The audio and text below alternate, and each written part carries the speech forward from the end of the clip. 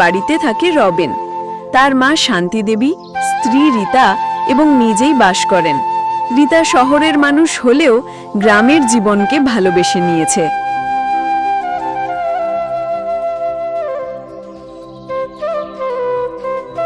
ও বৌমা, এখনো কি ঘুম ভাঙলো না? জলদি ওঠো, গরুর দুধ দহন করতে হবে, উঠোন ঝাড়ু দিতে হবে, আর আমাকে গরম চা বানিয়ে দাও তাড়াতাড়ি।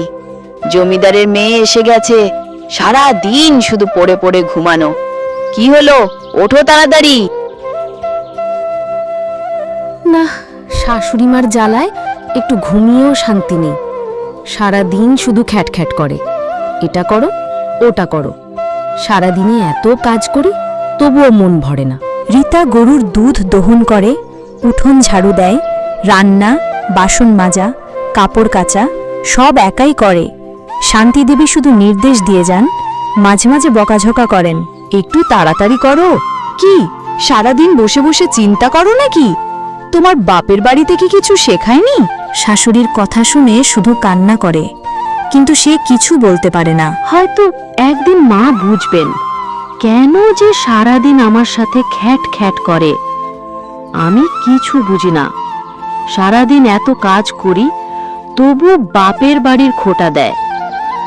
বাপের বাড়ি থেকে কি মানুষ সব কাজ শিখে আসে? কাজ করতে তো একটু সময় লাগবেই। বেঁচে এসেছি, সংসারের কাজগুলো ঠিক মতন করতে পারে না, যত সব। তোমার মা আমাকে একটুও শান্তি দেন না, সারাদিন কাজ করান, বকাঝকা করেন। আমি একটু বিশ্রাম নিতে চাইলেও পারি না।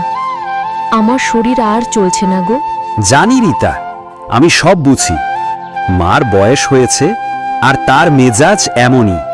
তুমি একটু মানিয়ে চলো, দেখো একদিন সব ঠিক হয়ে যাবে। কি রে রীতা, এখনো কি ঘরে বসে থাকবি না বাইরে এসে কাজ করবি? মা তোমাকে ডাকছি, যাও তাড়াতাড়ি। যাচ্ছি মা। স্বামীর সাথে যে বসে দুটো কথা বলবো তারও শান্তি নেই, সব সময় শুধু ডাকাডাকি করে।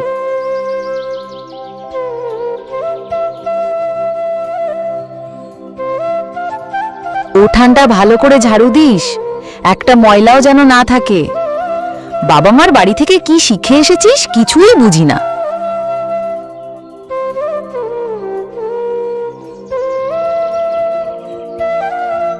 এ কি মা বাবা তোমরা? তা তোমরা কেমন আছো? আমরা ভালো আছি রে মা, তুই কেমন আছিস? ভালো আছে, ভালো আছে, অনেক ভালো আছে। আমার কাছে মেয়েকে রেখে গেছেন, আপনার মেয়ে কি খারাপ থাকতে পারে? আপনার ভরসায় তো আমরা একটু নিশ্চিন্তে থাকতে পারি। হ্যাঁ হ্যাঁ, আপনাদের কোনো চিন্তা করতে হবে না। রীতা, মা আমার, তোর বাবা মাকে ঘরে নিয়ে যা, তারপরে সে রান্না করিস। সত্যি রীতা, তোর শাশুড়িটা অনেক ভালো, তোকে একদম মেয়ের মতো খেয়াল রাখে। হ্যাঁ, চলো এবার ভেতরে চলো।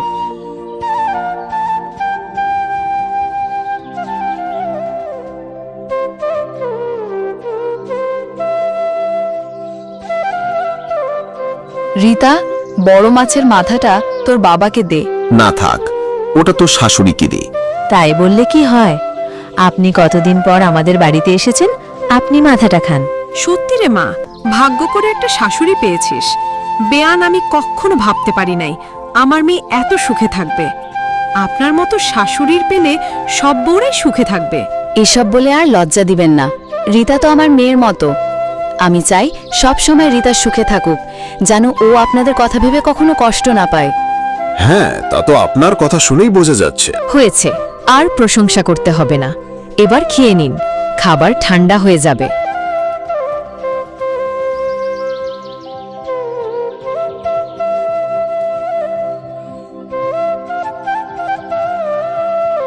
বেয়ান, তাহলে এবার আমরা যাই। আমার মেয়েটাকে এভাবে নিজের মেয়ের মতো দেখে রাখবেন। ঠিক আছে, এ নিয়ে আপনাদের চিন্তা করতে হবে না। আসি রে মা, সময় পেলে সবাইকে নিয়ে আমাদের ওখান থেকে ঘুরে আসিস। ঠিক আছে মা, তোমরা সাবধানে যেও।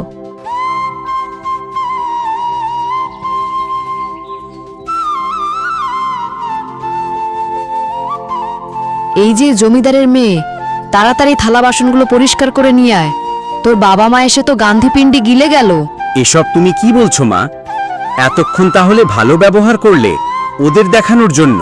তা নয় তো কি, আমি কি তোর বউকে সবসময় মাথায় করে নিয়ে নাচবো? না না মা, আমাকে মাথায় তুলে নাচতে হবে না। বলুন কি কি করতে হবে। থালা বাসনগুলো পরিষ্কার করে, তাড়াতাড়ি বাইরের সব কাজ শেষ কর। ঠিক আছে মা, আমি এক্ষুনি যাচ্ছি।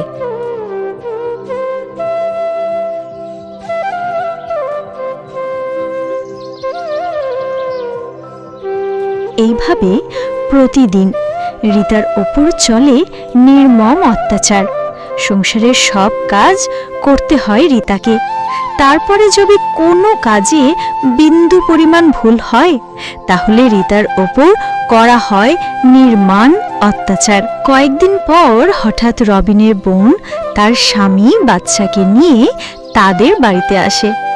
রবিনের বোন সুন্দরী হলেও স্বভাবটা তার মার মতো। কি মা, এই বউ কি তোমার মাথা খাচ্ছে নাকি? দেখছো না কেমন গা হেলিয়ে কাজ করছে? ওকে আরো খাটাও, না হলে মাথায় চড়ে বসবে। তুই একেবারেই ঠিক বলেছিস রিনা, আরো বেশি বেশি করে ওকে খাটাতে হবে।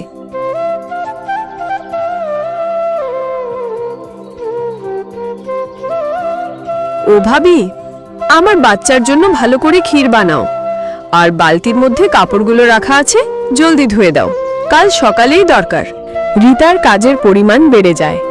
রিনা আর শান্তি দেবীর মুখের দিকে তাকিয়ে দিন কেটে যায়।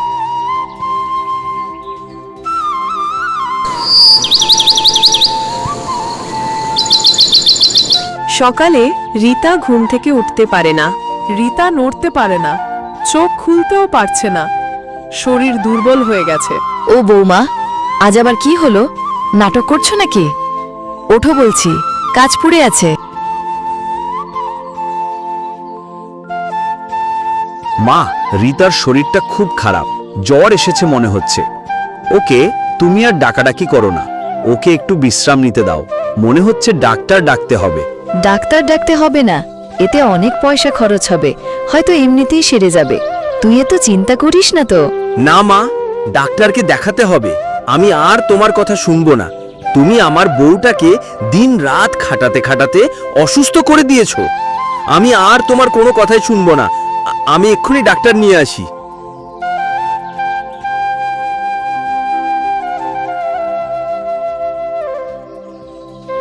মাসিমা, আপনার পুত্রবধূ খুব দুর্বল হয়ে পড়েছে।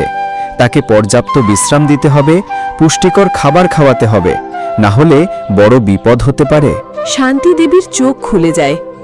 সে বুঝতে পারে রিতার অসুস্থতার মূল কারণ তার কঠোরতা এবং রিনার প্রভাব। তারপরে রিনাকে তার মা শ্বশুরবাড়িতে পাঠিয়ে দেয়। রিতা মা আমার, আমি অনেক বড় ভুল করেছি, তোর সাথে অনেক অত্যাচার করেছি। আমি আমার ভুল বুঝতে পেরেছি।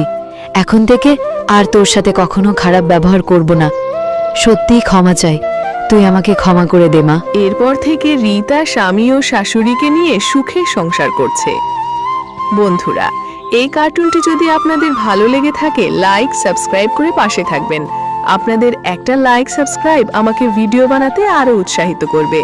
আর যদি ভালো লেগে থাকে, বন্ধুদের সাথে শেয়ার করতে ভুলবেন না। সব